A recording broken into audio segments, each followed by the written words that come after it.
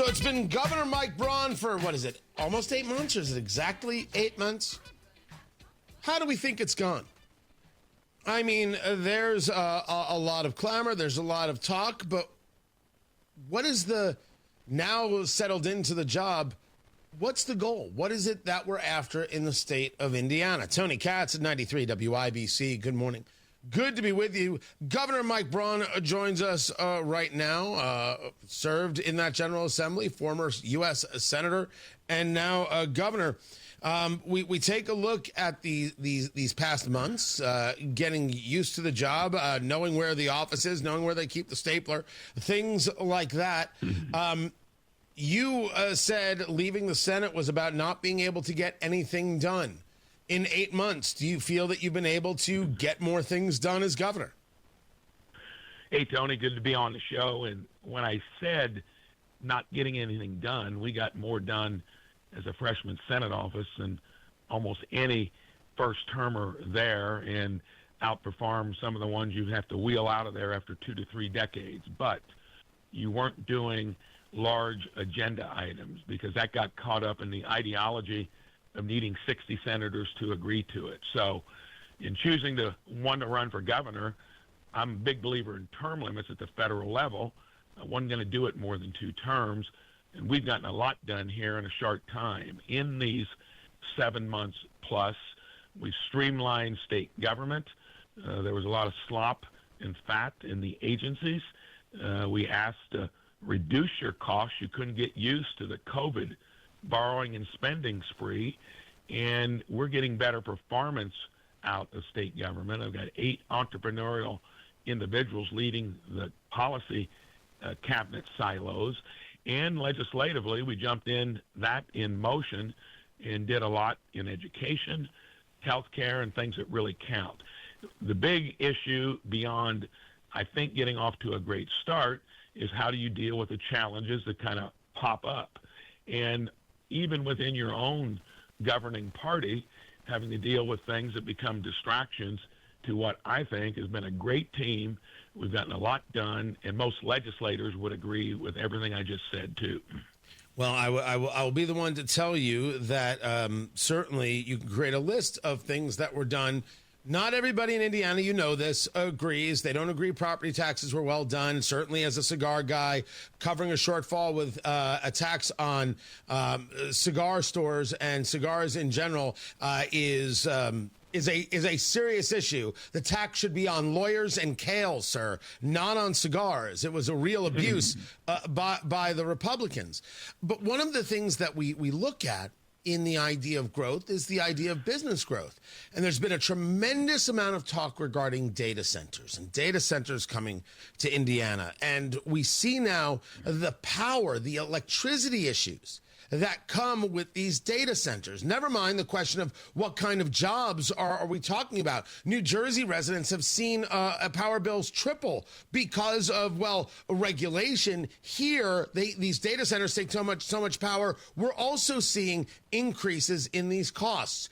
Is Indiana a place for these data centers to come? Are we actively trying to attract them to be here? They want to come to Indiana because of the business climate in general. Do we want them? That's a great question, and to me it's very analogous to, it's in the energy category. They are voracious. They use one big data center, can use up to 5% of what we currently produce. And there's not hardly any new generation coming online due to how difficult that is. And when they came on the scene, along with chip factories, it spiked that. And they use a lot of water to boot.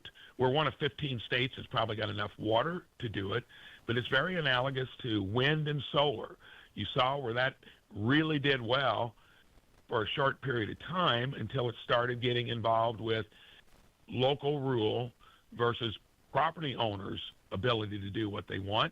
Then a desire to do a state template to make it easy for more wind and solar.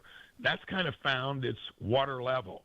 Data centers are worse because they use electricity, and it takes 4 to 5 years even to stand up a natural gas facility. I'm trying to lead on small modular reactors for more generation. You're If talking we about choose nuclear. to do, yes, and we're at the leading edge of it because Purdue is the place that spent the most time on it. It's the same process that powers our aircraft carriers and submarines. Very safe. It eliminates almost all the concerns in terms of safety. And the whole nuclear industry has run with a stellar record post 3 Mile Island and so forth.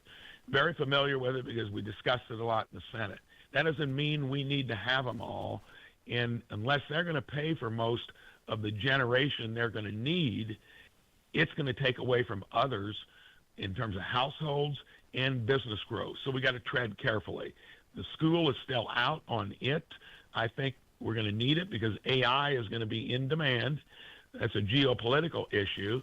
And here we just need to make sure we don't do something that hampers normal growth and get it right. So I'm going to be careful there. A lot of people want to come to Indiana to do them because we got a good business climate. Talking to Governor Mike Braun, governor of Indiana, and I would agree.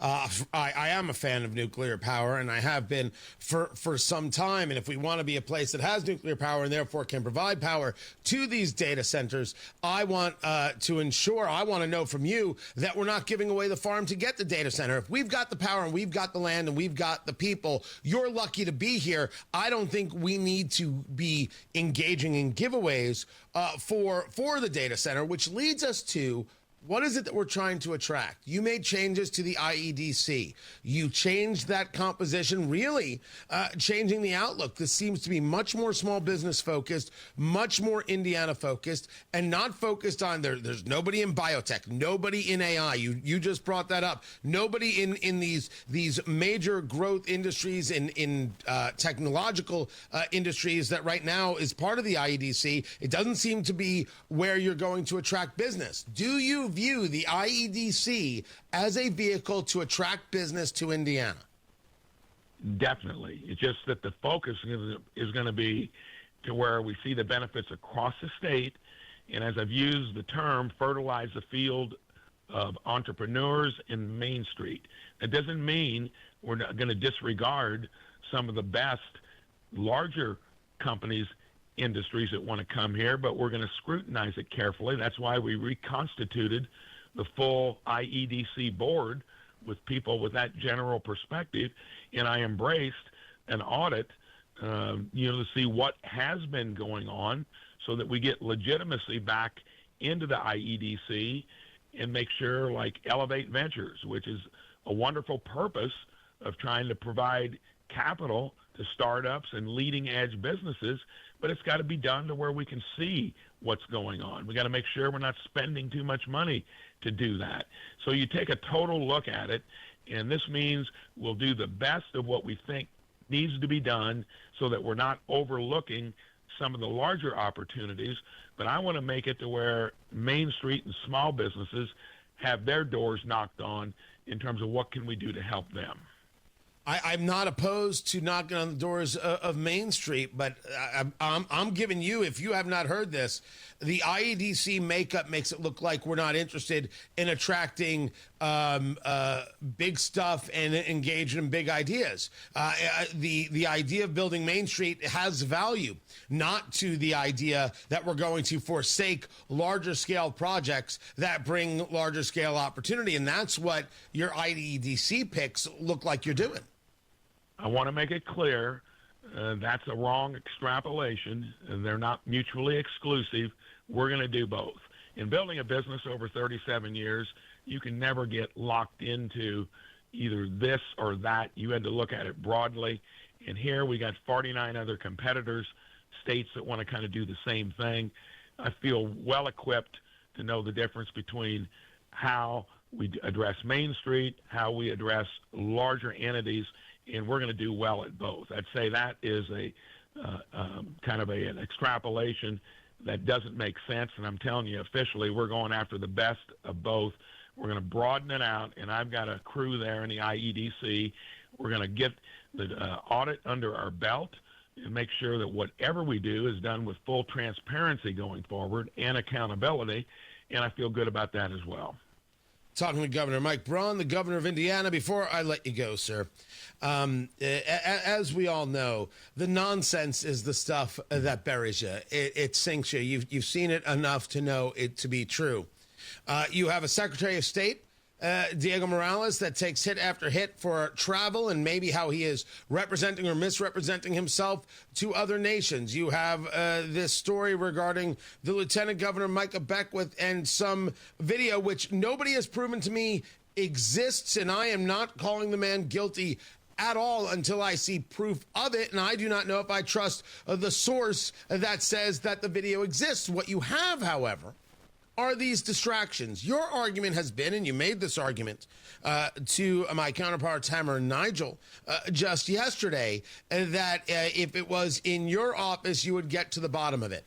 Sir, with all due respect, you're the governor of Indiana. Leadership means leading. Have you told either one of these offices to get their heads out of their butts and stop this nonsense, answer the questions, and stop making your life difficult? Meeting with Micah Beckwith here later this morning, because that's probably reached the level of, and I agree with you, we don't know the facts underlying it. Definitely sideshows and distractions, making headlines for the wrong reasons. Been out there for a long time saying it.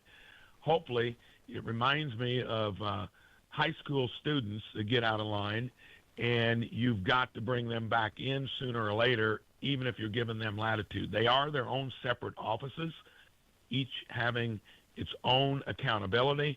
But yes, sooner or later, there's an accumulation to where you'll have to weigh in and make sure that it's either fixed and you focus on the good things that we've been doing as a state government, and if not, it's going to be to your detriment when you come back into the political arena, and you're going to be chalking up a lot of debits and not credits.